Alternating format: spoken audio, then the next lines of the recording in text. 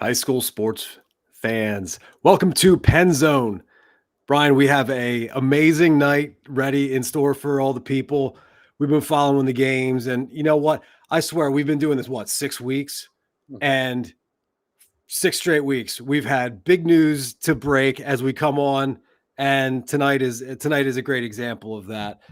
Bishop McDevitt quarterback Stone Saunders has broken the Pennsylvania career passing touchdowns record. 177 for his career. He did it really early in the game. Brian, what have you had your eye on tonight aside from Stone?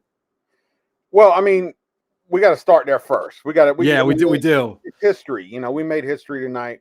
We got to follow Alex Herbie, and maybe Alex might jump on here later, but we got to follow his trek to this last year and breaking this record. He has a couple other records, but Stone's been starting since he was a freshman. Been a really good player. He's been to 2 state title games with Bishop McDevitt, won one. And so you can see this coming. Like I talked to Alex earlier in the week. As you know, Austin, we got a story up on PennLive, and his message last week was, go get it, brother. When Stone tied the record, and he went and got it tonight through that touchdown pass, the record-breaking touchdown pass, came to Dominic Diaz-Ellis, who's a why don't we cue it up? College we have it ready to rock here. The record setting. You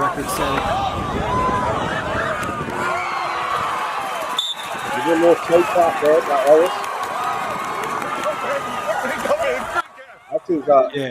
That's Stone's dad that Dominic handed the ball to. T. Saunders, who was a long time position coach for the Baltimore Ravens. Nice little toe tap there by Ellis, getting the foot down. I was going to say, that was the first time I saw the play. That was absolutely my takeaway. It was beautiful work by Diaz-Ellis. I mean, not that it wasn't going to happen later in the game, but and I think it speaks to their connection too, is that Diaz-Ellis knows where to go get it.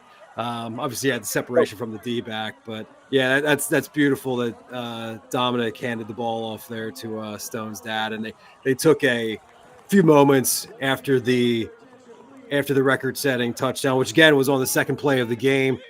Shot some fireworks off over there at McDevitt. It was quite an affair. So impressive stuff as they put Stone's name in the record books, and really exciting night for everyone. That's the lead. That's the statewide story. But we got Justine Lingle in here, and she just brought it up, and this is true too. So you get that highlight. But Austin, Altoona has tied this game 21-all. Altoona is 0-5. Okay? And we know they had some pretty good players, Bron Mosley. And I don't know who, I haven't looked at who's scoring and doing what for them tonight. Bron Mosley came to the season as a pretty good player. They had Calvin Troutman on the offensive lineman, who was pretty good. I think I put Calvin on our preseason all-star team. I don't know who's doing the damage tonight, but it's tied up 21-21, and that is stunning.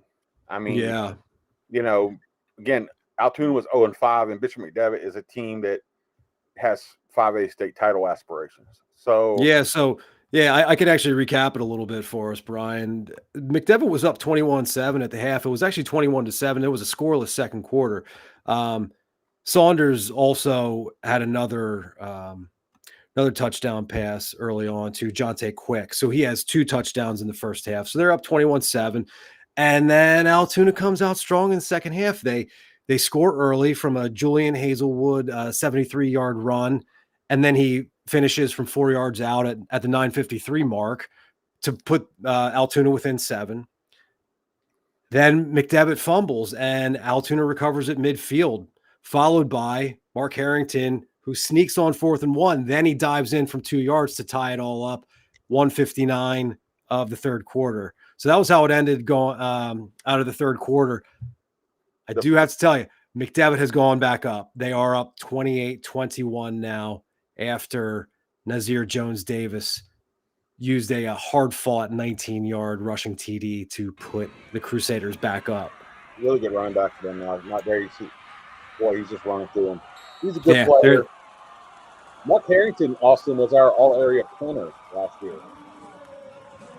in Altoona. The punter's in there for him. Which I knew he played some other positions too, but Little colorful language on the back end there. they were pumped up. They'll have to say some extra Hail Marys or something for that. That's right. Yes, they will. Although that is, you know what, we get you on the inside here on PennZone and with our reporters on the sideline, so you really do, you hear the sights and sounds in a different way than maybe is while you're in the stands. So I guess we'll speak it like that. Nas was pumped up. So, but that's an interesting game. I don't think anybody expected it to be 28-21. Pretty impressive for Altoona being 0-5, coming down to Bishop McDevitt, putting up a fight like that, especially a game where there was so much hype early on. McDevitt and Stone Saunders gets this state record performance, and he's going to go after at least the passing yardage record of Alex Irby's, I think, for career. He had 20 touchdowns coming into the night. It's probably going to be pretty tough to catch. Alex also has that single season passing touchdown record with 61. So, and I'll say real quick before we hop over, if anybody, like I said, we wrote a story on Alex Irby today. You know, he committed to the Naval Academy. He's actually at Naval Academy prep this year, which is taking a prep here just to get ready for that service academy type stuff, Austin. And just a really impressive young man. So if you get a chance to go check that out, go do it. Also, we got a bunch of other like interesting stuff going down though, starting out right here in the center of the state in the mid-Penn, man. Yeah, it's so true. It looks like we're jumping over to Middletown versus Susquehanna Township, which is the PennLive game of the week. And unexpectedly, we've got a 14-all ball game here. We've got Tom DiMartini out there. We weren't projecting this, were we, Brian? No, we weren't. Look, Middletown upset West Perry last week. You know, and we went over Middletown. They had their issues, had to shut down the program with a hazing incident 2 years ago. Have not been very good after having to shut down for that season. But they upset West Perry last week, and now they're playing this Susquehanna Township team. And Susquehanna Township, as we went over, they have weapons. They have a 2,000-yard passer from last year, Torn Evans at quarterback. They got an SEC commit at wide receiver in Lex Cyrus. Jarrett Kern, who's going to go to college at wide receiver. They have some really good skill guys, a couple of good offensive linemen. And, you know, they got upset by West Perry. Susquehanna Township did. And I don't know, Austin, is just something apparently isn't clicking like we thought. Look, this team beat Penn Hills earlier in the year. Penn Hills, by the way, beat Aliquippa last week. So, I don't know, a little something weird is going on here with him. You know, I will say this, though. Is it not possible that Middletown is better than what was initially prognosticated? Because if they win this, that's a 3-game winning streak for them. They handled Boiling Springs, and then they beat West Perry last week, where I think that was one of your unexpected results last week. So I think maybe what we're finding is that Middletown is more legit than might have first been thought. Or they're coming into their own a little bit. They're definitely an improved program. So give them credit there.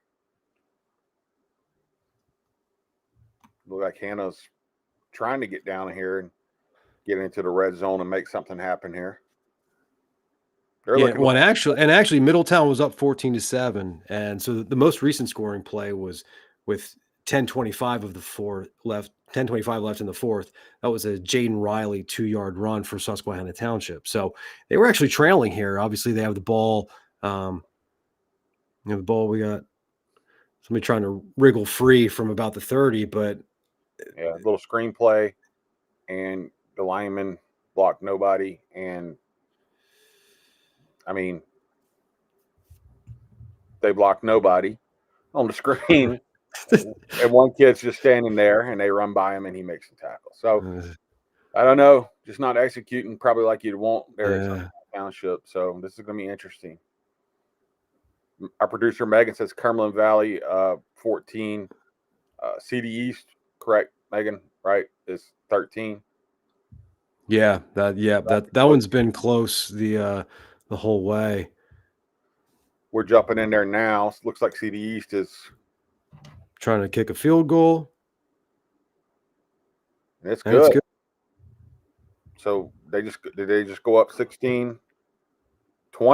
So that they scored a touchdown.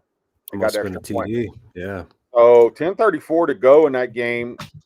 Look, CD East Austin is 5-0 from at least what they're saying, and I'm not 100% sure on this, for the first time in school history. They've overcome Jared Porter, their star running backs, missed a good chunk of the season with an ankle injury. Leon Parsons, not Parsons, has stepped up there. But the real kid that's really been special for them is Santana Young. He had a big, long touchdown reception earlier this year. Earlier tonight. He's a transfer over from Trinity. He's been one of the best. Wide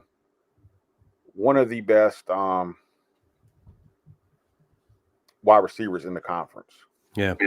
The scoring play, Brian, was a 3-yard TD run from Leon Parson, who has 2 scores and 182 yards tonight. So he's really shown himself to be the real deal. Parson has. He's really stepped up, because I know you were speaking highly about Jared Porter coming in, and Parson has really shouldered the load for CD East in the backfield there. So and when he was recognized for that by being a part of our all breakout team that we released this week. We unveiled our PennLive midseason all-star teams, and also in football the all breakout teams, and Parson was rightfully on that list among a number of other guys who are having big nights. Carolyn Fortney, that's Elias Koch's mom, the Harrisburg star receiver, texted me, sent me a message on Facebook, said, "Wow, these scores tonight. It is crazy." I got a couple games on over here. I got Dallastown and Central York. That's not Mid-Penn. That's out in the obviously Central PA though, District 3, and it's 20-20 in the fourth. Really good game there. Dallastown's got Mikey Scott, the wide receiver. He played running back for him last week, I believe. He's an Arizona State commit. That's a really good game. But I tell you, man, what's crazy down here is Camp Hill, was a District 3 champ last year. Drew Brandstetter, their quarterback's out tonight. And they are up 7-0 on Halifax with 2:33 to go. Halifax, a lot of people were thinking this was going to be a blowout, but Brandstander didn't play. Everything Camp Hill was going to kind of beat up Halifax. Brandstander didn't play, and Halifax has been down in the red zone 3 or 4 times. They've moved the ball up and down the field, and they just haven't been able to punch it in. They missed the field goal earlier. Camp Hill does have the ball, and they are trying to grind this thing out. So, yeah, look at that. 2:33 left, 7-0 game. Colby Luther. Old school football up. They ran a lot of wildcat. They're an air raid offense, and they stuck the young kid Colby Luther in there. He threw a couple deep balls to Alex Long, which I think, watching him again, Alex Long's about 6'3", 200 pounds, Austin. He can run pretty good. I think he's got a couple small college offers. He can play at the next level. He's a pretty good football player. But they ran some wildcat, too, with Noah Doy, and I think he's in there running wildcat with them now, just trying to get this thing over with. So they can get back to maybe getting Drew Brandstetter, who's been one of the top passers in PA in that air raid offense the last couple weeks. I mean, people were thinking this would probably be I probably picked this to be in the 40s to nothing, and Halifax is hanging in there. So that's interesting. Also, did I see that Chambersburg, are they still winning? Are they beating Cedar Cliff? I believe that was the case earlier. It was 21 to. It was the case earlier. Yeah, let's try to check in on that. 14 I saw earlier. About 35-13 right now is what we got. Chambersburg up on Cedar Cliff. That is a stunner. Cedar Cliff hung with Harrisburg till the end last week. We watched that game on PennZone. As we see right here, we got the Camp Hill Halifax game up behind us. If you guys are watching that, that's Noah Doy, I believe, is the guy in the shotgun, or maybe Colby Luther. I think they got Luther back in their quarterback. They're just trying to grind this thing out, get out of here with a win. Yeah, Brian, that Chambersburg, you're right, is leading 35-13 after 3 quarters. I tell you what, man. As we get deeper by the weeks, I feel like I know less about what is going on with the landscape of some of the teams. I'm confused by certain results each week in my first year here with Penn Live, which is a great thing. It's beautiful to not know the results going in, but yeah, there's some moments where I'm not so sure Well, what to think of each team. well, what I said in the PA High School Football Report podcast, Austin, coming into the year, which twice a week, Penn Live, you guys should check it out. And then during the season, it's twice a week, and then it's once year round. Was this year it felt like there was far less concrete. Things were far less concrete. There were a lot of questions to be answered, and we're now 6 weeks into the season. I think we're still just finding out about some. Some teams are starting to find themselves a little bit, find out who they are, and then you have other teams who are dealing with injuries. So I think you got a mix of things where now you start to see a little bit of unpredictability. Are some teams that were not as good early on are starting to rise. Some teams are dealing with injuries. So I think that's where you get the parity there and things starting to get shaken up a little bit. But Chambersburg, they come in and they lost to Harrisburg a couple weeks ago, and Cal Everett said then he wasn't really happy with how his guys played despite the win. Seems like they've been playing teams a little bit tougher, been getting a little bit better. Cedar Cliff played Harrisburg, took them down to the wire last week. I don't think anybody had them losing to Chambersburg, especially not like this. So that's a good win. Chambersburg's 1-4 coming into the night. And I'm not sure what Cedar Cliff's record was, but it was probably maybe they have 2 wins. But they played your Bishop McDevitt, I believe, right? They played Harrisburg, so they played kind of a tough slate, and now they're gonna looks like you're gonna get a good win here over Cedar Cliff, a tough, well coached Cedar Cliff team. Yeah, Cedar Cliff entered 2-3. Okay, so yeah, they had 2 wins. While Chambersburg was 1-4, so that's a big win for them. Hey, we do have a final, Brian. We've got Mechanicsburg 35, Redlands 7. Eli Ryder had 216 yards and 2 touchdowns. Isaac Dolman, who we had on the show last week, he had 173 all-purpose yards and 2 TDs. And wide receiver Josh Smith, who was on our offense for the All-Star midseason team, he had 88 yards and a touchdown. He had the first touchdown catch from Ryder. So yeah, Mechanicsburg moves to 6-0, 5-0 in the division in the Keystone, and so really strong all around effort from Mechanicsburg so far. Again, throughout this season, I think they've impressed. Look at Bruce Batchley, and He's we're streaming this doing a great job for us. We're back to Middletown, Susquehanna Township. Yeah, under 2 minutes left. Look, Carolyn said, "Hey, there's Bruce Batchley." Yep.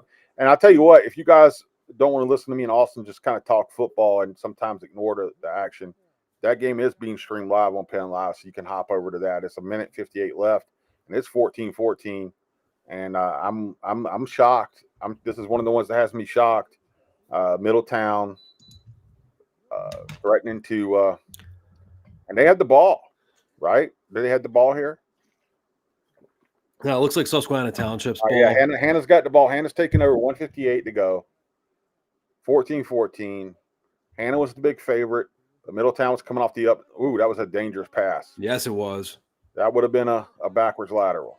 Yeah, I mean, he fired it so much that it was probably going to go out of bounds. But yeah, you don't want to take that risk, especially in this moment, because, gosh, if somehow that gets recovered and you've given away the ball in your territory. The frustrating thing for me about Susquehanna Township is it's 14-14 at the half. Lex Cyrus, who is Carolyn said she heard West Perry didn't have one of their top players last week. Brad Hockenberry, their running back, Carolyn, who was he might have been the Mid-Penn's leading rusher. He only had 6 carries in that game, so I think he got banged up. But here's the frustrating thing for me, Austin. So it's 14-14 at the half. Lex Cyrus, who's a South Carolina commit, had 2 catches for 17 yards and 1 carry for 5 yards. So you got an SEC kid out here playing against Middletown, who, they're trying to rebuild this thing, but they don't have any kids with any offers out there. I mean, look. Well, Look how easy. Look how easy. Exactly. Look what happens when you give the SEC kid the football. Did you see the speed difference? Right. And Brian, you Are you you are you were people watching this? prescient there about that, but it truly is just put the ball in your hands if you're where you have the advantage. We don't have to overcomplicate things. When you have someone who's elite, get the ball in their hands, I mean, you just see and great things happen. you just see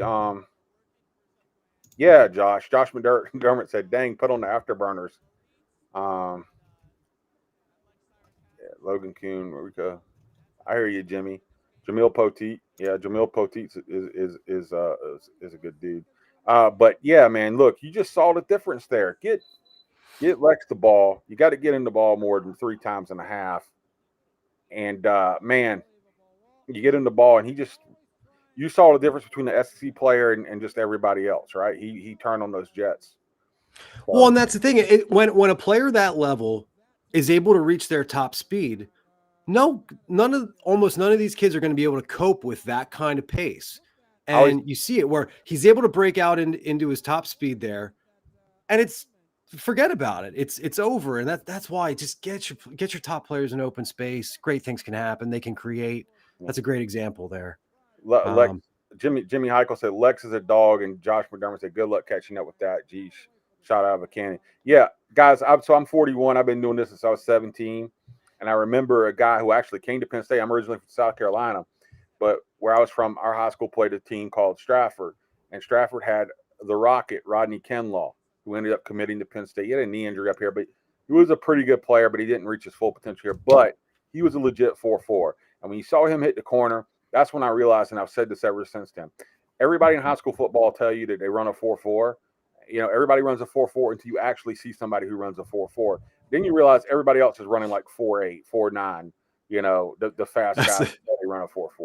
And that was like 4-4 right there. You just realize, I mean, he took off and nobody was going to touch him. So this game, again, love Joe Heeden. I don't like to down talk on coaches and stuff, but man, you got to get him. You guys saw what he did there, right? He had three touches at the half. That can't happen, right? When you have a guy like Lex. This game could have been out of reach probably. Now, we got a few more finals. I will tell you, watching the Camp Hill game, Camp Hill ground that one out, went final. They won 7-0. Much closer game than expected against Halifax. Halifax has a pretty good athlete there playing quarterback named Tegan Carroll. Austin got a little bit of size to him. He can run. He's not really a passer. He's not going to play quarterback at the next level, but he can play somewhere. So Carolyn says Washington just missed a field goal. Rutgers 7, Huskies 3. Well, Carolyn, I'll tell you, I know somebody, not that I gamble myself, who might have bet on Rutgers in the under. So that's very good news here on PennZone coming from you. You know, it certainly was. Hey, let's hit some of these other finals. We got Upper Dauphin 35, James Buchanan 24. We got Trinity 42, Greencastle Antrim 13. Hey, and good news for the McDevitt faithful. They saw it out against plucky Altoona 28-21. Really gutsy from Altoona, man. They come to Harrisburg 0-5 on a night where McDevitt makes history with Stone Saunders. If you guys missed the start, Stone Saunders for Bishop McDevitt, quarterback, sets the state's all-time passing touchdown mark. He passes Steelhouse Alex Irby at 177. And so you have history, and then Altoona gives them a scrap, Austin. So that's impressive from them. I'll say this: Trinity 42, Greencastle Antrim 13. From my understanding, Christian Joy, the star running back, who's really kind of coming to his own after Messiah Mickens transferred over to Harrisburg. He was kind of the one man left in that backfield. And he's had a heck of a year, and I don't think he played tonight. So that was a big win for Trinity to go out and get that without their star running back. I'm friends with his mom on Facebook, and she said on Facebook he wasn't going to be playing. So it's a pretty good source there that Christian Joy didn't play tonight. He's been going for about 200 games the last couple of weeks. Yeah, he was on our first team offense for the midseason All-Stars as well. We touched on this momentarily, but East Pennsboro 35-14 over West Perry. That one was a final. That East Pennsboro got off to a great start there. They were up 14-0. Aaron Angelo has really impressed in multiple phases. He had 2 touchdowns in that one. Hockenberry did have Brad Hockenberry, who was our offensive player of the year, offensive MVP on the midseason all-star team. He did have a 7-yard TD run, but it was a little that was in the second quarter after West Perry was already down 21-7 again. Great start from Jason Goddard, had a few touchdown runs for East Penn. And again, Angelo really turned it up. He and quarterback Turner Barlip connected on a couple big scoring plays from deep into their own territory. One of, I believe, 75 yards, another for 88 on a screen pass. So good win for East Pennsboro. They're 4-2, 4-1 in the division. So not too shabby from them. No, they've been tough. John Dennison's done a good job there. Aaron Angelo was good 2 years ago. I think he was hurt last year, but he's come back on. They still have JJ Gossard there, and Dayrell Everett is a kid I'm kind of excited about. He's been a basketball player. He came back out. He kind of gives them some explosion, and looks like that Susquehanna Township has beaten Middletown 21-14, and a really close game, scrappy effort from Middletown. Probably should have been that close, but they give it to Lex Cyrus there when they had to, and he took it to the house and closed that one out. So looks like we got a Cumberland Valley. Did we get a Cumberland Valley score here? What's the score in this game? Yeah. Whoever's running the camera has been doing a great job here tonight, honing in on the scoreboard, changing the focus. So there we go. CD East 27, Cumberland Valley 21 after that score. 5:55 to go. Carolyn Fortney said our guy Jasper Sheps has 6 touchdowns in the first half tonight. Juniata was all right, crushing them. Jasper calls in almost every week, so big night for a good underrated player. He got Mansfield, which is TJ Quaker, is coaching there now. He's a West Prairie kid. Marcus Quaker plays there. Then they play sprint football, but it's still an opportunity. Jasper can play, I think, at a higher level if he wants to, but at least he's got an opportunity with some good folks there. So heck of a player, Juniata, if you guys get a chance to check him out. So I'm watching again. I got the Dallastown Central York game on here. Central York's driving there across the 40. It's tied 20-20 with 4 minutes to go, Austin. So that's a pretty good game that's still going on out there. Yeah. There were a couple, as we're talking statewide, Brian, there's a couple items that I caught earlier that I think are worth sharing. I noticed as I was monitoring Twitter, 2 quarterbacks crossed the 5,000-yard career mark tonight. One being Gettysburg quarterback Brady Heiser, who went over the mark with his 46-yard connection with Kymere Robinson, and also Twin Valley quarterback Evan Myers. He crossed 5,000 career yards against Northern Lebanon. So milestone night for a number of guys, along with obviously the biggie being Bishop McDevitt, quarterback Stone Saunders, breaking Alex Irby's career touchdown passing record in the state of Pennsylvania. So back-to-back years on special night for mid-Penn quarterbacks. Definitely. Looking around the state, Central Catholic's up 25-14 on North Allegheny is the last score we got there. So that's a big game in 6A. I kind of expected Central Catholic to be ahead in that one. Wilson 43, Governor Mifflin 20. Just looking around, looks like LaSalle College was winning again. 20-0's the last score we had there over Cardinal O'Hara again. Their quarterback going to Rutgers. Gavin Wheaton coming live from Bishop McDevitt. What's up, my man? You saw some history tonight. Yeah, hey man, coming down from a bit of a crazy one here. I think this was a lot closer than a lot of people kind of thought, certainly myself. It tied 21-21 going into halftime or into the final quarter. A bit more with Nazir Jones-Davis, Stone Saunders, leads a game-winning drive there. But Altoona came to play, man. They were right outside the red zone. They were in the red zone at one point, but they fumbled it away. Lucas Lawler, talked a lot about that guy, written a lot about that guy. He ended up scooping it up and icing this one for McDevitt. But, I mean, credit to Altoona. They showed up to play, man. There are no cupcakes in the Mid-Penn Commonwealth. That's for Nobody, sure. nobody had an 0-5 team out, 0-5 Altoona team coming in there and playing them like this. No, absolutely not. And obviously, story of the night: Stone Saunders two offensive snaps into this game. He became Pennsylvania's all-time career touchdown pass leader. He said he should be joining in about half hour, 40 minutes on the show to talk about the record and everything. So we're looking forward to that tonight. Excellent. Yeah, Evan, it was we were finding things wild. I mean, and truly, I don't know how well, because you had your hands full over there, but how difficult was it to? We were finding so many of the results tonight really quite mind blowing. Anything else jump out at you, or any other takeaways from you tonight? Yeah, when I'm covering a football game, man, everything outside of the stadium, like I have no idea what else happened around the region tonight. I heard CDs in Cumberland Valley might be close or something like that. I have no idea what else happened. I just know this one was a crazy one here. What jumped out to me was it can't be overstated how special a player Lucas Lawler is. He's been, I think he had 4.5 or 5 sacks in week 1. He got banged up a little bit. He's been playing hurt.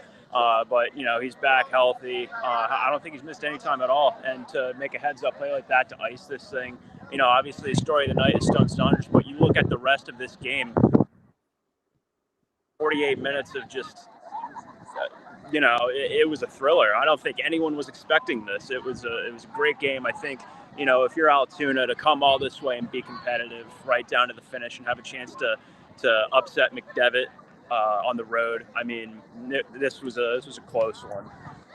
There's a lot of QB sneaked, triple option stuff. Altoona was trying to keep it on the ground a little bit. They were able to move the chains in short yardage situations and stay on the field. I mean, that offense stayed out there on the field a lot, and they didn't really seem too tired the whole time. So, I mean, Altoona's a tough group, and I think they proved a lot of people wrong tonight, despite the loss. Yeah, is there anybody who we'd like to shout out from Altoona who really impressed, considering they're a team that hasn't been so much on our radar? Yeah, let's see. I got a couple of 100-yard rushers here. We had, first off, Mark Harrington at QB, with a couple of options there. He was able to get a lot of keepers and move the chains. Julian Hazelwood, over 100 yards rushing. Let's see. We got Amar. I'm probably going to butcher the pronunciation, but Amar Ame Balos. He ripped off game to kind of a little bit. And then he also, I don't know when the last time there were 2 100-yard rushers in a game against a Jeff Wechter McDevitt team, but, they came to play tonight. Stone, what did Stone tell you after breaking the state record tonight? He was texting Alex Irby before the game. They were talking quite a bit about it. He said that, he said the fireworks are cool. There were fireworks tonight. That was pretty cool. Just being able to kind of spend it with his family in that moment. It was a 38-yard 38-yard passing touchdown to Dom Diaz right over in the corner of the end zone there. And he said, one hand, it's great that, it's out of the way. He's pretty nervous about it. Coach Wechter said that, so I was speaking with him after the game, that he thought that Stone was more nervous than those 2 state finals that he led McDevitt to. This was Stone also said that, when they were coming back, Altoona, he said this is starting to feel a little bit like that Dallas game in the state semifinals last year. We know how that went down. This was a different story today, though. Well, good stuff, Evan. Like Alex Irby said, look, Alex told me earlier in the week, if 20 days or 9 months, he was the top record book for that passing touchdown. Now Stone's going to be remembered in history for a long time. So. Absolutely, and obviously 2 other state records currently owned by Irby that are also in the balance. We'll see whenever it's all said and done for Stone's career. Good stuff, Evan. Thanks so much for jumping on. Of course. Thank you, guys. See ya. All right. Hey, we got Tom DiMartini joining us here. He's fresh off of the Susquehanna Township Middletown game, I believe. Tom, are you with us? I believe I am. There you Outstanding. Yes. I was just making sure that you could hear us. I can hear you. Can you see me? We cannot see you. We're seeing a couple photographers on the sideline. Oh, here we go. All right. I've got Lex. Hey! Here. Oh, Lex with fantastic. Lex with the go-ahead touchdown with less than a minute left. I've got the guys here. The guys are going to talk to you. Go ahead. Lex, we were watching that thing, man. I always say everybody runs a 4-4 till you see a guy run a 4-4. I think you were 4-4 on that game when the play, man. What was the play? What was going through your mind? For people that don't know, it's 14-14. Middletown was giving you guys a better scrap than we thought they would, and then they pitched it over to you on a screen, and you just took off. Tell us, kind of take us through that play. What was going through your mind? Just a RPO quick screen. You know, we were doing it all game, chipping at it. We were getting close. We were getting gains of 10. You know, gains of 15. We were getting stopped sometime, but you know, we just kept our course, kept our game plan, and when we needed the most, I got it done. When you hit those jets, man, you know it was going to the house right away because it looked like you weren't going to be called on that one. Yeah, once I broke off that first guy, I was like, "There's no way I'm letting somebody catch me." It was too much. We needed that. Yeah, you guys have had an exciting season. Look, we didn't expect West Perry to upset you guys, and then you guys were in a tough one tonight. Like, what were you guys saying? And like, what's the mentality right now around this team? How were you guys able to pull this one out? And how important was it to get this one tonight? Since that West Perry game, you know, we just realized like it was a wake up call that anybody can be beat. So we really just been working. You know, even it wasn't a light opponent out here, young Middletown team, but they had a good game plan. They were well coached, so it was a tough one, but we got it out. Also, my guy Lex, what did they present that was so challenging that really made it such a scrap? Man, honestly, I don't know. It wasn't crazy. We held them to 14 points. It was just offensively. It took us a while to get going, but you know, locker room halftime speech, coach was just preaching, telling us like we know how what we can do, what we're capable of. So we just had to come out in the second half and stop playing around. Lex, it's been a minute since I talked to you on the phone, man, doing some phone interviews. Your interview games really come up, man. You're going to – Thank you. This guy's going to be sharp, man, when he starts doing in his SEC press conferences and stuff. I got to practice. You guys, man, how do you guys keep this thing going, man? Look, I know there's big expectations around this team. We just going to keep going off this one. We back at it, weight lift tomorrow, film, grind for next week. Well, there you have it, Austin. Austin, you got anything else for Lex? Guys, one of the most explosive players in the state, Lex Cyrus, he showed it tonight. Going out and making that big play where he just ran away from everybody when Hannah needed them to do it and get that win. And Lex, I do need to put Brian over here because literally right before the play, he's talking about how, you know, let's just get the ball in Lex's hands. He's going to do something special here, and you got to go back and watch the show. I'm telling you, man, you're page there, man. We're on the same page. Exactly, man. So go back and watch the show and you'll be like, oh yeah, now I know exactly. It was poetic, man. So hey, thanks so much for jumping on with us. We really appreciate it. Congratulations. Yes, sir. Thank you. Thanks, guys. Thanks, Tom. Thanks, Tom.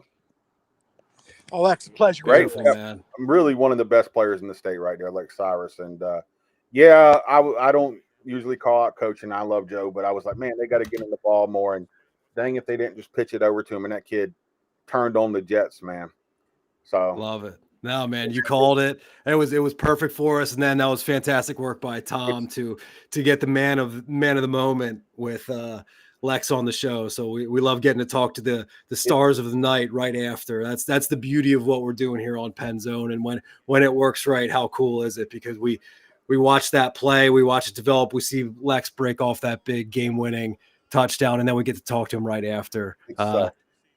It's funny, Austin. Eric Kepler was telling that story about when Hannah lost to West Perry, and one of the coaches, Lex ran by one of the DBs for West Perry. Kepler said he was on the sideline, and one of the coaches was kind of getting on the DB, and the DB said, "Coach, that's the fastest human being I ever seen in my life."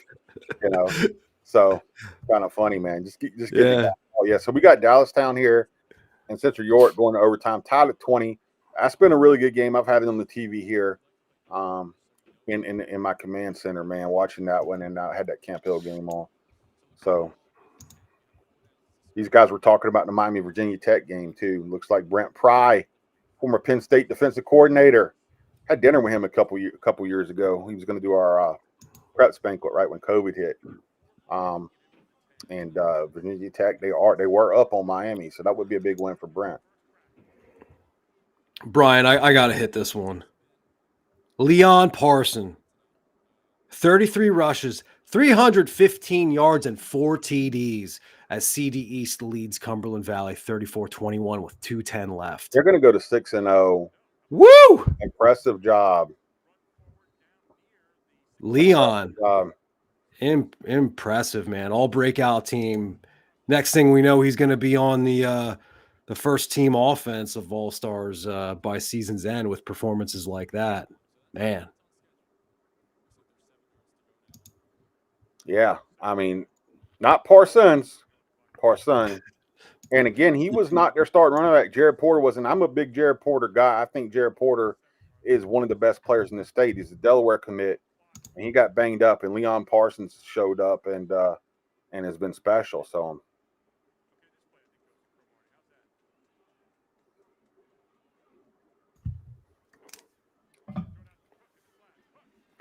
Oh, pass into the flat, and we got a score. So Dallastown's going to go up 26-20, pending your extra point try on Central York here. Really good competitive game here in Central PA District 3. Really good. I mean, that's impressive for CD East.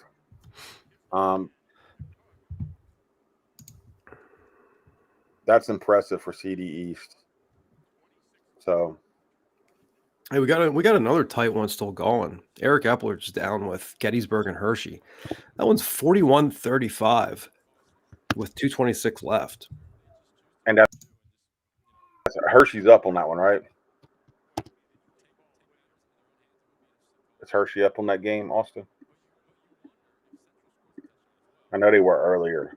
So Mark Painter has done a really underrated job at Hershey. I think they came in at 4-1.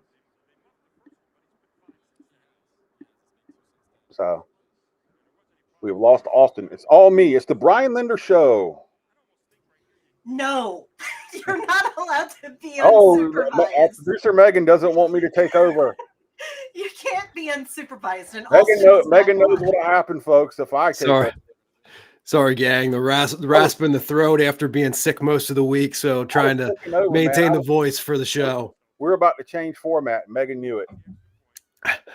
Things were about. She wasn't going to have it. Things were about to go off the rail, courtesy of an energy drink and cold brew coffee. That's right.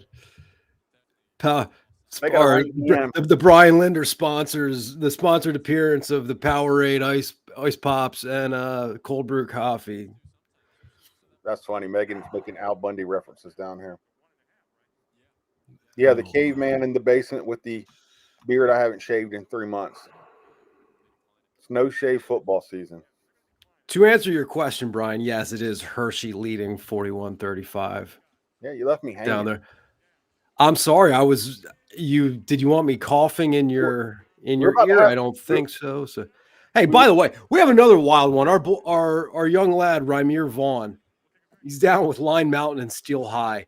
We've got a 43-40 game in that one. Steel High backup quarterback, Jace Joyce, had a fumble, and then it was picked up by the Eagles' Shadell for a 16-yard TD. And so now we're 43-40 at Steel High tonight against Line Mountain. We got some crazy ones tonight. I picked Steel High. Hey, Roman Catholic in 5A, one of the top teams in 5A, they lost to Bonner Prendy tonight, 38-30, which is, Roman Catholic has got some guys. They got some Samaj Beals, the quarterback and stuff. So a little surprised there to see him losing to Bonner Prendy. I thought they would have won that game. Bonner Prendy has some guys too, though. Pine Richland, 71. Fox Chapel 0. Rough night for the Foxes, Austin.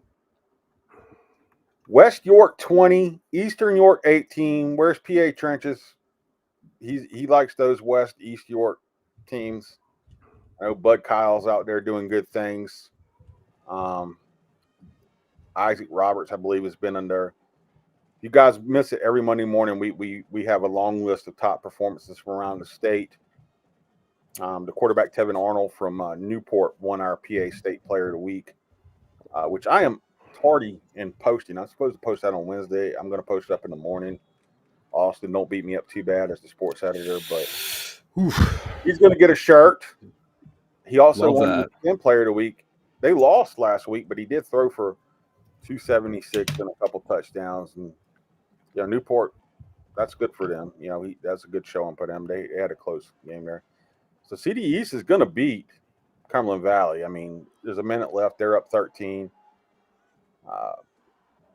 Big, good win for CD East, assuming I didn't just somehow jinx them there and Cumberland Valley pulls off a miracle. But tell you what, Austin, I really miss getting out on the sideline. I haven't been out there now in a couple years because of my health issues, but I do not miss those nights like tonight when I look at that track and see it slick, because I just remember how my feet used to get wet and you come off the field.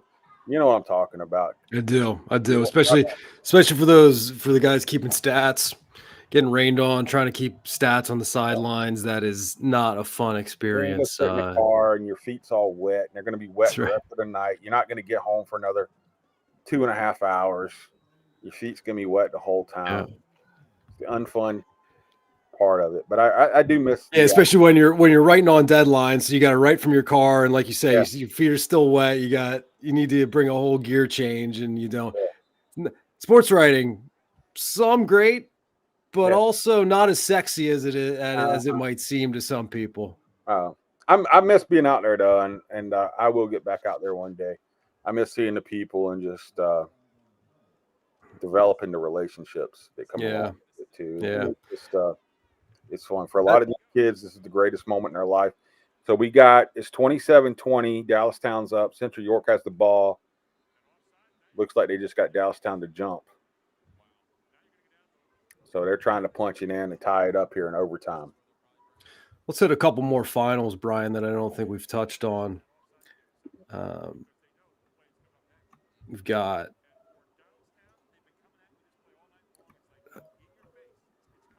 Mechanicsburg 35-7 over Redland, which we touched on. Shippensburg held off Lower Dauphin 24-23 in overtime to stay unbeaten. That was a great escape, I would say, for Shippensburg. I'll be interested. Go ahead. Can I take you out of the mid-pen for a minute and just say, sure, check and see if Danville, which is a really good team, is really beating Southern Columbia 34-8? Because that would be the third loss for Southern Columbia. I don't remember the last time Southern Columbia lost 3 games in a season. Do you? No, sir. That was 21-2 at the half.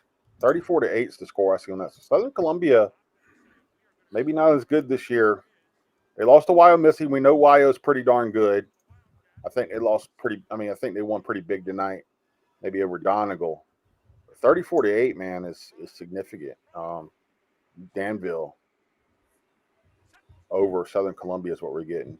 Northwestern Lehigh, Austin. I know I cut you off there. 49-7 over North Schuylkill. I've been watching Northwestern Lehigh. They played in the state championship a year ago. They got little Eli Zimmerman.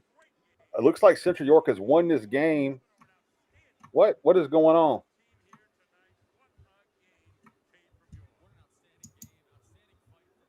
Central York is celebrating. The score says 27-26 Dallastown. Did they go for 2? They went for 2. And they punched it in. They just didn't change the score. Yep. So Central York scored a touchdown. They were trailing 27-20 in overtime. They scored a touchdown to make it 27-26. They go for 2, go right up the middle, punch it in. Looks like Tyler Fry on that game-winning 2-point conversion. And that was a good ball game. That was a really good ball game. Central York entered the night ranked number 6 in 6A in District 3. Yeah. That was a fun ball game. But Northwestern, Meanwhile, man, they've been playing really well. Bouncing back to that real quick. They've been playing really well. So you might see something with them at the end of the year again. yeah, and just to put a bow on that previous game, Dallastown was number 3 in the 6A rankings, and that was their first loss. So they dropped to 5-1. So that's pretty big win there for Central York. Yeah, really good game. Williams Valley lost to Schuylkill Haven 38-30. Good game there. Two good teams. Richland 31-12 over Somerset. Bishop Guilfoyle 36-29 over Tyrone. Bishop Guilfoyle is having a really nice year. They might be back in the mix in 1A. Did Steel High pull this one out? They did. Yes. So Steel High beat Climb Mountain 43-40. I actually picked the Rollers. Yeah. So. Yeah, 43-40. Nazir Fuller interception on 4th down sealed it for the Rollers. Fort Cherry's rolling along too with Matt Sig there. Like I said, last week he went over 5,000 rushing yards, 2,000 passing yards for his career. 42-0 over Burgettstown. They're probably the favorites in 1A right now. They played Steel High last year in the 1A title game, so it should be interesting to see. Out in the Whippeal. Close it out. Out in the Whippeal, number 1 team in 5A was Peters Township. They lose to Upper St. Clair 21-7. That was a big game too. Two really good teams, obviously, for them to beat Peters Township. Yeah, wow. It's been a really interesting night of football around the state, folks. It's you've had history made. You've had history made. You've had some really kind of shockers in the mid-pen. I'll tell you one right now. We need to check. I'm seeing Newport 14, Milton Hershey 12. I know Milton Hershey's kind of rebuilding, but I don't think anybody picked them to lose to Newport. So in the mid-pen, that would be a little bit of a shocker, I think. Yeah, I'm not seeing any news on that one on Twitter, but yeah, you're right. That Chambersburg 38, Cedar Cliff 13 final. Credit to Martin Luther and his guys. They've slowly been getting better and better. I don't think anybody at Cedar Cliff, especially after they played Harrisburg so tough last week, losing like that to Chambersburg. It's getting interesting, Austin. It's getting interesting.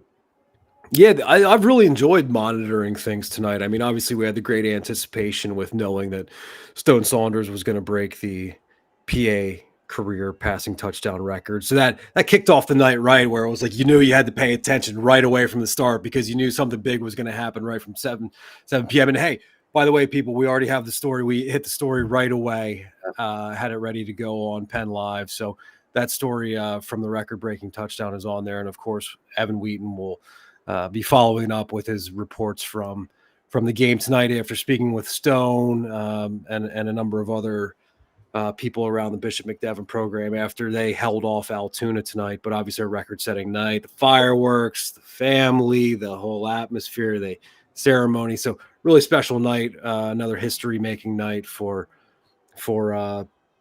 quarterback in our area, and an exciting night for us as we kicked it off right and then had a bunch of really interesting results here that it's been a fun one to monitor tonight.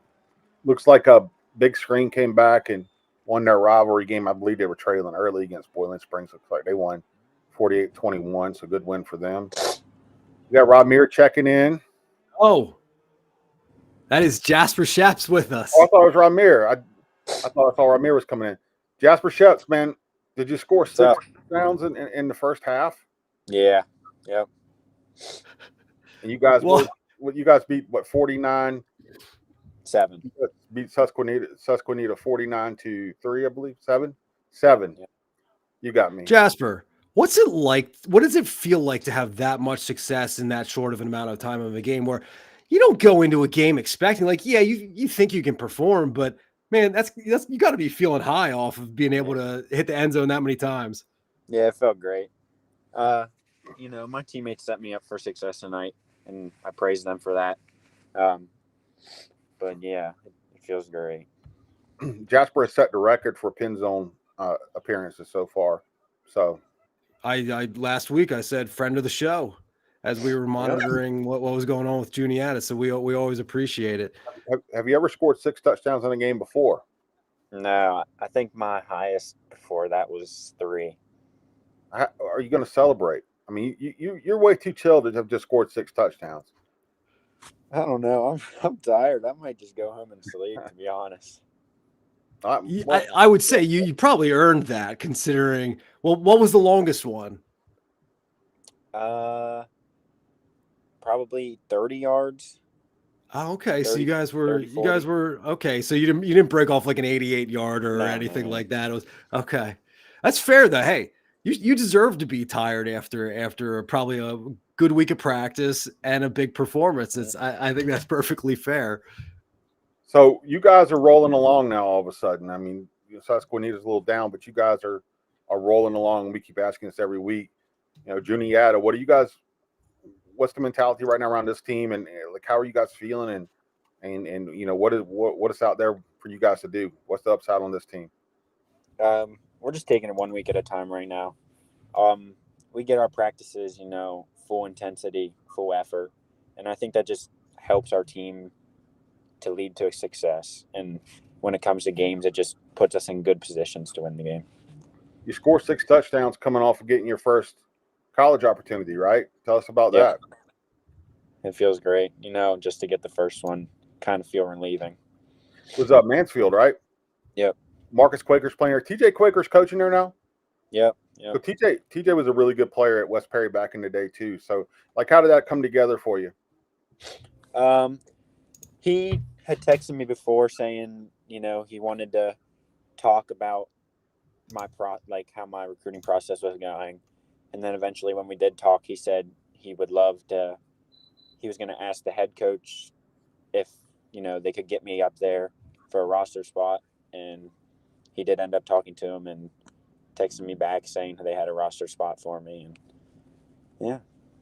They talking about a position. Did they tell you what they like you best as? They made it sound like on the offensive side, wide receiver. So, hey, man, you got the first opportunity is there. So that's big congratulations there. Big week for you, right? Like one of the best. I'd imagine one of the best weeks you've had in football. It scored your lifetime record for touchdowns and this. So you're going to go home and sleep tonight. You got to celebrate some way this weekend, right? You got to do something. Man. Yeah. We have our homecoming dance tomorrow, so I'll be at that. Well, be safe, have fun, man. Living the life. We got the Jasper Shep segment every week now on PennZone, checking in for Juniata. Guys, check his huddle out, check their film out. I feel like they probably get overlooked a little bit here and there, and Jasper does, but he's had a heck of a career so far, and Juniata, but another big night. 6 touchdowns in the first half. Yep. And he's far more humble about it than I would be. We know that. There's no questioning that. Brian would be doing a dance here. You should see when I beat one of these guys, and I get these guys in the office to play me in EA Sports college football. When I beat one of them, man, the group text. Oh my gosh, he's relentless, man. So thank you for your performance, Jasper. Thank you for your humility, and have a great weekend, man. We appreciate you jumping on with us. Thank you, guys. Go tweet something. All right. All right, man. Love it, man. Trouble. So 34-28. 6 TDs, man. What an experience. 6 TDs. That's crazy, man. That's crazy. Guys go their whole high school career and they don't score 6 touchdowns. A lot of guys do. A lot of guys just want one. CD East is kneeling this thing out. We understand a kid got hurt, unfortunately, here with 18 seconds to go, which you hate to see. Cumberland Valley looks like they did try to make a run at it. Got another touchdown on the board, but CD East is going to win. They're going to go 6-0. I mean, that's their best win right there, beating Cumberland Valley. Cumberland Valley is last year they made a strong run. So we got teams huddling up, and they're going to meet at midfield. Yeah. That was you're right, Brian, is that that was a game tonight that I thought it was my really going to determine whether CD East was, because I know they weren't at the top of everyone's radar here at the start of the year, so I felt like this is the result. If they are able to handle Cumberland Valley, that is the true legitimizing. There is no questions left to be said about reaching 6-0. There are no more tests to pass. And I think you got to be really impressed with that. And Leon Parson with 315 yards in that one. Now we got Rymier 43-40, Steel High. It was insane. I ain't got nothing to say to Rymier. Did you tell the audience why you don't have anything to say? We don't want to hear these lies, Rymier. It was, oh no. You don't want to Rymier, preach for us. Tell us how you hung it on him. I beat him 31-17 in when we played college football 25. I had Tennessee, and I believe he had Kansas. I made a couple mistakes. It should have been more, but hey, it's okay. We still walked out of there with the dub. Glitchiness. Glitchiness. Look at that. Turned it over 3 times in the red zone. Unbelievable. Are you serious? Yeah. You turned it over 3 times in the red zone? The user is crazy.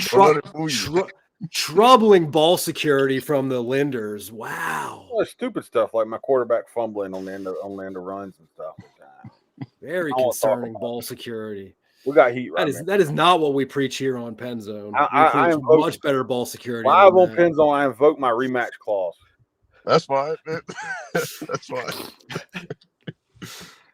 Rymier, let's talk about Steel High and Line Mountain. I think you thought, at least as I was monitoring your tweets and monitoring that game, I think you thought that Steel High had that in hand, and then things kind of got wild. Take us through it. So in that about the first half, or at least the first quarter, it looked like Steel High was going to run away with it. They got up early 14-0, and they had the ball, and Line Mountain got a big stop, and it was okay. Like, it was all chill and it was nice. It was I believe a 28-21 game at halftime. I'm like, okay, and it looked like Steel High was going to continue to run away with it, but the game didn't really start getting crazy until the second half. It was 3 straight possessions of turnovers back to back to back from both teams, and it scoring left and right, return, fumble, touchdowns from both teams, big kickoffs, interception returns. It was a fun game to watch and be a part of. But it sounds like probably not a fun one to get to write up and try to keep the stats on, it sounds like. Oh, no, definitely not. But the football fan in me loved it. That's good. That's good that you can at least compartmentalize, because, yeah, it's a little tricky to stat. Though we were talking about the challenges of sports writing, and I think that's a good one for behind the curtain for the folks, too, is that, yeah, statting a 43-40 game from is not the easiest thing to do. No. Nazir Fuller was big for Steel High tonight. He had the game-winning interception, and I believe he had 2 offensive touchdowns. I got to go back and look at the stats, but he at least got into the end zone 1 time. And he was big on both sides of the ball. Clutch stops, obviously, with the game-winning interception, and clutch touchdowns. He was everywhere tonight for Steel High. He's fast. He's got some speed to him, too. So, Nazir Fuller. He showed that in the state championship game last year. Yeah, he was a treat to watch today. He's made plays left and right. And when say it again. Who'd you talk to after the game, and what did you feel like their takeaways were? I talked to Nazir, and he said that, one, he gave all the credit to his teammates and the coaches for his performances tonight. True team player. And he said they still got a lot to work on. Like he said, they had fumbles, they had turnovers, and they got a lot to clean up. Even though they put up 43 points, they still have a lot to clean up. And I also talked to Caden Mauer on the Line Mountain side, and obviously he was very disappointed in the results, and you could kind of tell in his demeanor that he was, upset, especially since he threw the game losing interception. And when I asked him about it, he said he hit his guy on the China route, which he explained as an out and in, and he just put it too high and it tipped off his fingers, and Nazir came up with the interception. That's a good Well, win. that's quality though, that he's willing to talk though after taking a tough spot there and feeling heavy hearted about a big spot that didn't go his way. So credit to him there for speaking. Brian, what you were saying? That's a good win too for a young roller squad, rebuilding after having so much success. They lost so many good players, generational type players for them. So that's a good win for them, man. Lime Mountain's a pretty solid ball club. Yeah. Nazir Fuller said there's nothing but up. Nowhere to go but up after this. Nice. That's all right, Ramir. That's the way I feel about playing you in PA sports. It's okay. It's okay, bro. I'm gonna let you get your rematch, and if I 2-0 you, that's it. We can't play no more. All those gimmicks are not going to work a second time. Wow. Wait, we got a loser leave town match coming up here. Woof. So, Brian, are you going to just try to get me to drop Rainier from the podcast again as a result? We got to talk. We'll see how the next one goes. Oh no. That's okay. That's okay, Brian. I know. I understand. Things are taking a turn for the worse here. You might have to lay down for him, Ramir. No, just to build his ego back. No, we don't have to lay. I'm no need for that. Love it. I'm gonna take him out. God. That's okay. I get it. All right, Ramir. Well, hey, thanks so much for joining us. Have fun writing that story. We'll be on the lookout for it there on Penn Live. Yeah, you got your hands full with that one. So we look forward to reading it though. Yes. See you fellas. All right, bud. See ya. Also, I want to bounce back real quick to East. You know, that win, like you said, 6-0. That shows us they're for real. I was looking at the rest of their schedule. So they play Central Dauphin, which is the big rivalry, a big rivalry for them. Central Dauphin East next. Central Dauphin is not as good as they typically are. CDE should win that game. They should be favored in that game, I would think. But Central Dauphin's a pretty hard-nosed team. That'll be interesting. Then they got State College. That's a tough team. I think they can beat State College. Then they close at Bishop McDevitt and then with Harrisburg. So they're about to go on a second half run where, all right, we know they're 6-0. We know they're a good ball club, but it's about to get really interesting with who they're going to be playing and taking on and stuff. So gonna be something to watch, my man. Lance Dean doing a good job out there. You know what? Let's see if I can get Lance to pop on real quick. Great thought. Yeah, absolutely. That'd be excellent. So that game did end not so long ago. I actually just messaged Dan to see if anybody from the CD East side will be joining us. So hopefully maybe we can get Leon Parson, who obviously had a monster night for CD East with 4 TDs and 315 yards on the ground. So feels like he's a lock for the tremendous 22, in contention for Mid-Penn and PA Player of the Week. I mean, he's got to be up there. Big win for him, like we said last week, starting out 6-0, 5-0 for the first time in school history, and now they're 6-0. Good day to be a Panther. So.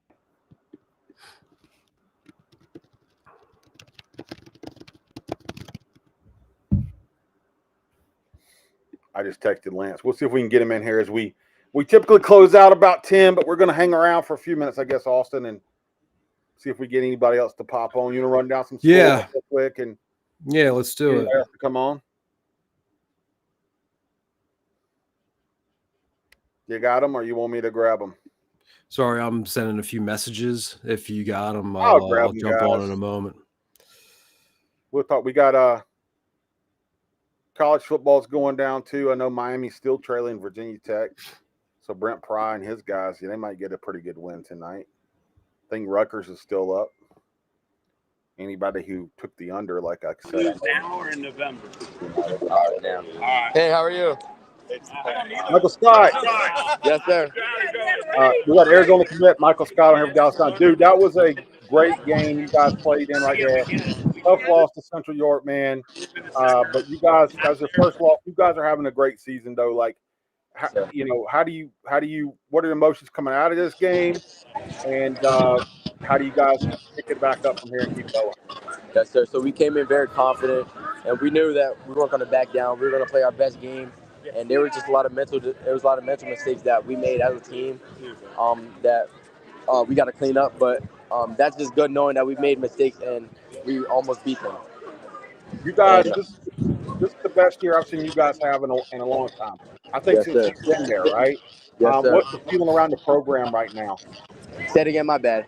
What's the feeling around the program right now? The feeling we're trying to go far in playoffs, and we're just taking it one game at a time. Everybody's like us as captains, like me, Jalen, Jack, and Kobe, making sure that we keep everybody on track, and making sure that this loss is not going to like define our whole season. How tough was it? How tough was it though to come out short in one like this? That was a really good. It looked like a fun ball game to play in. I know you guys are frustrated. How tough was it to come out on the short end tonight? Sorry, my bad. You were breaking up. I said I know it was that was a really good ball game tonight. Yes, sir. Really hard ball game. How tough was it to come out on the short end and one like that? It was so tough, especially since it was our homecoming night. We were coming in, we wanted to win, and that's like one of the worst ways to lose to a team, like in overtime. That was my first time. I think I don't quote me on this, but I'm pretty sure that's the first time I've ever been in an overtime game. So, well, I got to tell you, man, I'm impressed by the perspective you guys had. You don't seem to be hanging your head too much. You guys seem to be taking this as something you can build off of, and I think that's kind of how you can take a loss and really build off across the last half of the season. Mike, I got to tell you, man, I've watched a lot of your film. I haven't really talked to you before, but I've watched a lot of your film. You're one of the most exciting players in Pennsylvania, man. thank you, Coach. And you're Arizona State commit. You're wrapping up what's been a special career, man. Like, what are your goals? And obviously, you got big dreams for this Dallas season. What are your Yes, goals? sir. What are you trying to get done before you wrap it up here at Dallas? Before I wrap up, I want us to go far in playoffs. I'm just taking it one game at a time, but I want us to go far in playoffs. I also want us, as a team, to just like give us our senior class another chance to, like, this our last chance to do something and turn around the program, because the program we've been like 5-5, 4-6, for like past years, but this year we want to go 9-1, and we will go 9-1. And just before I'm done, I want to hopefully get all-state receiver, or all-state athlete this September, but I just want us to do I just want my team to be great and get that experience that doesn't come around often. What's the 40 time, my man? I run a 4.35. Yeah, Austin 4.35, Arizona State commit. If you guys haven't seen Michael Scott, I feel like he might get overlooked a little bit at Dallas Town. Go watch him. He's been one of the best playmakers in the state for the entirety of his career. Michael, that was a great game tonight. Tough to see you guys come out short end, but it sounds like Dallas Town has the kind of mindset coming out of it. So keep it up, man. Maybe we can get you on PennZone again. Yes, sir. Thank you so much. I got you. Thanks so much. Thanks, Mike.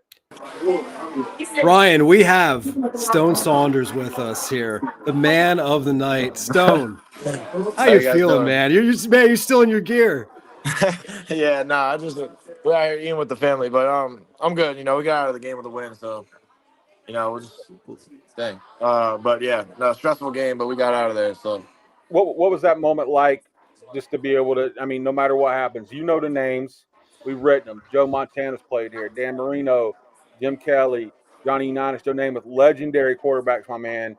And, you're at the top of at least one of those record lists ahead of those names. What does that mean to you, and what was that moment like tonight? yeah, I mean, it hasn't really sunk in or anything like that. But I'm sure it will at some point. There's been great quarterbacks playing in the state, so I'm blessed to be on top of that list. You're only good as the people you surround yourself with. And for the past 4 years, I've surrounded myself with the best people here at McDevitt, the best coaches and best players. So, I'm going to text all those players that I play with later and just thank them for everything. But the moment was great. Damo made a crazy catch. I don't know if you guys saw that, but insane. We catch. did, yeah. Down, man. That was a great catch. But yeah, And then yeah, I got to celebrate with my team really quick. Got over to see my parents. It was great. I told my mom she had to stop talking so much before I got all emotional and stuff. But Aw. yeah, no, it was good. It was good. Then Yeah, we got right back So to the game. yeah, I got the why ball why too, is right? it that emotional? Where it's it's just a passing record in a way, but at the same time, you've put a lot of work into it, and it's very meaningful to you. So why does it bring out those kinds of emotions for you? Yeah, I don't think it's really about the record. It's just about like the people that have made sacrifices for me along the Mm, way. All the hard work. I mean, I pride myself on being the hardest worker that I know, and that's not. I'm not able to do that without any of my parents or my coaches or anything like that. And so yeah, it's just really the sacrifice my parents have made. And it made it was hard to like. I held back the tears, but because we were in the first quarter of the game, so I was like, I can't be crying in the first quarter of the game. It's not like a, but yeah, I mean, all the sacrifices my mom and dad have made for years and years. Uh, I was just super grateful for them, and I let them know on the sideline. It was great. You yeah, that was. break Alex Herbie's record. I understood he texted you before the game. Yeah, yeah, we were texting before the game. What Yeah. what is- what did that was that conversation like? I just thanked him for saying those nice things in the article. Me and Alex have always been friends for the past couple years, but it feels weird, not competing with him anymore like this year because he's not here. So I was wishing him well at college. They said he was gonna try to tune in tonight. But yeah, I know he's a great dude. Wish him all the best, and it's been great going back and forth with him over the past couple years. Yeah, you guys, both of you guys, man, I think have had really good perspective as you set these records. And I got to tell you, man, it's been a treat to watch both you guys. Obviously, I've had to watch you sort of from afar, but to watch both you guys come from freshmen through seniors and get this, man, it's been a treat for people here in Central PA to see this 2 years in a row. So I will ask Yes, you, sir. Stone. Altoona gave you guys a fight we weren't expecting, man. Yeah. I know you guys are planning on winning a state championship or competing Yes, for sir. one. Yeah, what do you take off of a game like tonight, and how good was it to get out of there with the win? Uh, and then what do you guys have to do to kind of keep building off this to get to where you want to get, man? Yeah, I mean, Altoona played a great game. I mean, they were trying to keep the ball away from us, and they did that at a very great level. I think we only had like 3 drives in the second half or something like that. But number 12, their quarterback is Dog. He did a great job all night. But they had a good game plan coming in. But you're gonna have slip ups like that during the season. But it's just good we got out there with a win. And I was telling the guys on the sideline, I'm like, it's good it happened now because if it happened in a couple months from now, it's gonna turn out just like the Dallas game did. And it did feel a lot like the Dallas game, so it was nice we pulled out. But we're just gonna take from it. We gotta learn. We can't have these penalties that kill our drives. Like every now and then we'll have like a holding or personal foul that'll just kill a drive. And then defense will figure it out. I'm sure. Like I've the faith in the world, and Coach Santana and all the defense guys. So we'll figure it out. Everybody slips up every now and then in the season. You just move on. Well, I often find, Stone, that it's good to be tested. It's good to be challenged. It's good to have to face adversity, because if it's all too easy, then it's like when it hits the fan later on, Yeah, now it's a whole lot tougher to sort out what's going to go when the nerves are tight, for sure. and everything's a little tighter. It's good to face that adversity. So I guess in a way, maybe there's some silver lining in that. Definitely. We're all glad that it helped now. We're because it helps us, get locked in again, like get back into practice and work hard and keep ourselves working. Because we have a good 4 weeks coming up. We got CV, CD, CD East, and State College. So, you never know what can happen with the other teams in this area. Maybe we're fighting for another spot at the CD's division CD's title six and again. zero now. So, we'll see. But we're excited for the next couple weeks. Play the teams around us, and we're just gonna keep getting better every day. Man, I wish you could have saw when Dom handed your dad the football. You could see just how I proud saw your it. dad I was. saw it. That was awesome. That was awesome. Yeah, I your saw dad was that. proud, man. Yeah. So Like I gotta say, fireworks. I Y'all know. had That's what I was fireworks. just talking to him about. That was crazy. yeah. And so actually, I got to tell you Good. guys a story, and I hope you guys write this up because my mom put a lot of work into it. But so Okay. my mom was the one that did the balloons, which I didn't know until right now. So I guess she did that all day with all my sisters and blew up 177 balloons because that was the number, Yeah. I guess. And so they had to Yeah. rent a U-Haul to get it over to McDevitt. and like they had to pick out like when I was in class, so I wasn't down there to see. But yeah, nah, but it was Hey, pretty. Once I a found that out, it was U-Haul pretty full of crazy. balloons. Huh? A U-Haul full of balloons. Yeah. And then you know what's funny? I actually walked into dinner and I was like, whose idea was the balloons? Like we almost hit a couple of our kickoff players, and my mom was like, "Oh, that was my idea." I was like, "Oh, no, my bad. Oh, That was great. That was a great idea." But it was awesome. The fireworks. I mean, McDevitt, that meant a lot.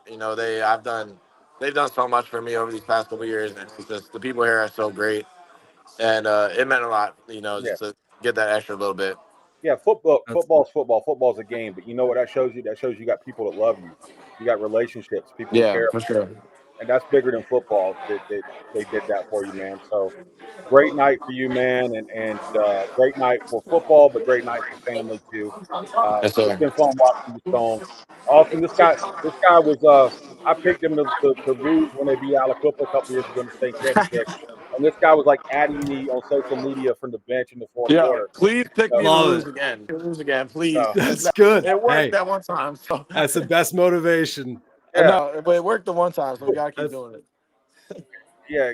yeah, Go get exactly. it, man. Go get it this year, man. Try to finish Yes, the sir. story, okay? Yes, sir. Thank All you. right, Stone, bud. thanks so much for joining us, man. We really Yes, appreciate sir. it. Congratulations. Yes, sir. Thank you, guys. Stay safe. Yep. What a great Ryan. story. What a great story. We do got to go write that up somehow. That his mom and his sisters blew up 177 balloons. Rented a U-Haul to ship them over. A U-Haul full of balloons. That's like I said. We football's a sport, and what makes it special, Austin, is that you know when you really kind of look deeper the story behind the story. That's a story about family and love, and that's not really a football story. It's just a Yeah, absolutely. relationship story. So that's what I love Absolutely. about Well, it. So, well, yeah, and I mean, you even hear it from him where he's like getting choked up as yeah, he's interacting with his mom there in the middle of the game after he throws a touchdown. And it's like it's the and he spoke about it eloquently of the sacrifices that the parents make to be able to have their kids succeed. And that's a beautiful thing. he Um, and Alex Irby, like I said, we've been lucky to see. And Alex has again. I wrote something about this too in a separate story. We had two Alex Irby stories where he talked about Stone breaking his records, and like I said, he told him to go get it, and he texted before the game, and Alex still might hang. I think it'd be hard for Stone to get to 61 touchdowns. He might because he's that good. So Alex has a chance, I think, to hang on to at least one of his records, but we'll see. But regardless, it was fun to watch Alex go through that, and it's fun to watch Stone because besides being excellent players, they're just like fantastic. Like these are young leaders, man. We need more of that in our country. I feel like all the time, but these are young leaders kids who get it, doing the right things, and they're super talented on the field, but they're going to be something special off of it too. yeah, that's one of the things as I've been covering sports for as long as we each have, which is pretty much about the same amount, is that the old line is kids these days. And a lot of times I'm like, yeah, kids these days. The level of expectation that it takes and the level of competition to be a high achieving student athlete today, I think is way higher than it was maybe like when we were in high school, for instance, where you could be a knucklehead and still be great. But now it's like there's programs and expectations, and the commitment is so much higher. And so that's why I love that it's so often is those top achievers are also those top kids. And I think you're seeing it there in the case of Irby and Saunders there, who have both spoken with such class. Irby with the way of the passing of the record, and Stone there, who's just so appreciative of all the people around him, wants to send a message to everybody who he's ever blocked for him or threw a touchdown to. So I think that's class. That's class stuff. Word is the 315 rushing yards from Leon Parson for CD East tonight broke Chase Edmonds' school record. Chase Edmonds, obviously, a lot of people know he's running back now. He's on IR this year with the Tampa Bay Bucks. He's in NFL now, so that's the word there that he broke the school record of CD East beat Cumberland Valley to go 6-0. It's been one heck of a night, interesting night for high school football, Austin. We usually wrap up about 10. We're at 10:16. I know we got a lot to come. I know we got to get up our statewide score list here soon. That'll be going up on PennLive.com. And then we got a bunch of games the guys are already getting up and scores and stuff. If you don't see your team score, you don't see your team's results, especially you mid-Penn schools, you got to talk to your coach, because we talk to your coach and we want to get your kids in the headlines. So, we can't be everywhere. I think we covered 5 or 6 games tonight with full-time reporters, Austin. I think we're up to 5 in the department, which is, still small for the area, but it's larger than a lot of high school sports departments. The biggest staff in the state for high school sports. So yeah, we're as many places as we can be, but yes, it is relying on teams contributing their score reports. So we're hey, if you send it in, we're running it. So that's how it works. There is no favoritism about running one team or the other. We want to be as comprehensive as possible. That is absolutely the number one goal from Brian, myself, and the entire crew. So yeah, we've got a great night ahead. Obviously, great appreciation to Stone Saunders for jumping on with us after his record-setting night. That's really special to be able to chat with him tonight. That kicked off a great night here with PennZone. We've got lots of coverage ahead. Brian, this is our best show yet, man. We had Jasper Sheps after 6 TDs, Stone Saunders after the record night. Man, we're the home stretch too. Think about that. Next week it's week 7. Craziness. We're almost in the playoffs. We're hitting our stride too. So let's call it there, man. This was a great night of PennZone. I'm gonna drink more coffee, and if you need me to do anything, let me know. Okay, we're gonna do that, folks. Thanks so much for joining us here on PennZone. We had a great night. We hope you did too.